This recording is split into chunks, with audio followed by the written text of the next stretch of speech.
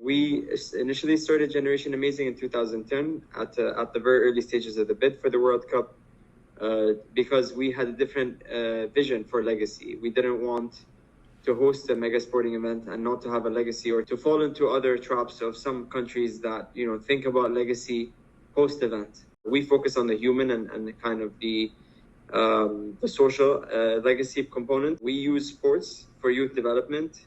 We embed different life skills. We promote UN Sustainable Development Goals. We create inclusive and cohesive societies through our programs and interventions. Tell us about how football can be used effectively as a pathway for development. Since the beginning of the pandemic, we transitioned to deliver all our Football for Development coach education units online.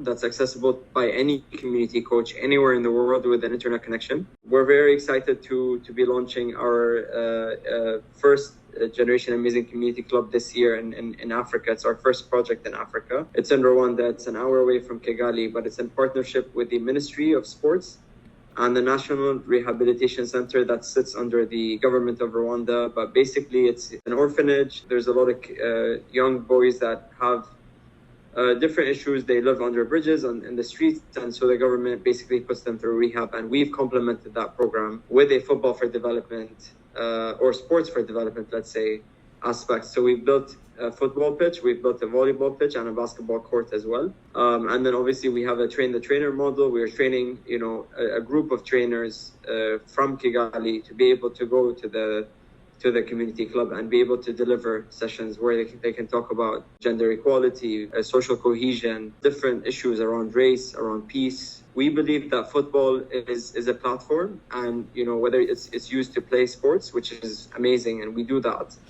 But we can also do more than just kick a ball. We empower the coaches and we train them how to deal with difficult situations and conversations. At Generation Amazing, we conduct a very thorough needs analysis to understand the specific needs and the complex issues of the community. We then, based on that, design the interventions and the programs that will tackle those social issues. So how would you assess the implementation of the program since it was first launched? Overall, do you feel like a lot has been done in terms of your initial goals? We're very close to hitting our target, and this target is only the beginning for me, because I just feel like everything we're going to do is going to be after World Cup. We are a foundation that will go beyond the World Cup. We are the legacy of the World Cup. Now we're looking at expanding the units to involve other partners that we work with.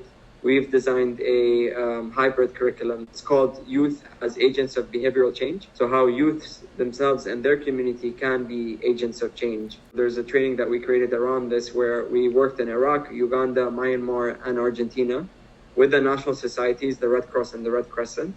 Again, sports is great, but let's not also forget about the other side of sports, the culture, skills, the things that you can embed and promote through the match itself. So if you were to kind of summarize some takeaways with regards to Generation Amazing, what would you say are perhaps the takeaway, the message, or looking forward? Creating a more peaceful world through football, I would say is kind of the dream. And I think it's not impossible. We need a lot of partners, and we need support from the FIFA legends and people like David Beckham, who's one of our ambassadors, and from football clubs, but we also need support from teachers and schools and parents and students. So it's a whole ecosystem, I think. So Nasser, I cannot let you go without asking you this. What should we expect during the World Cup in Qatar? There's a lot of elements around this World Cup that makes it very unique. The fact that all the stadiums are within a 60-kilometer radius. That means you can observe more than 2 matches per day. You don't have to get on a plane to travel from one city to another city, which also the national teams, by the way, they love the fact that they can all stay in one accommodation rather than moving around the country, which is a unique and has never been happened before. But also generally from a fan experience, I think, first of all, the culture. I mean, the Middle Eastern culture is very diverse. Let alone within the Gulf states, there's so many different cultures. I feel like fans will be super excited. And I hope, the fans that do come out to Doha and, come back and visit post-World Cup as well.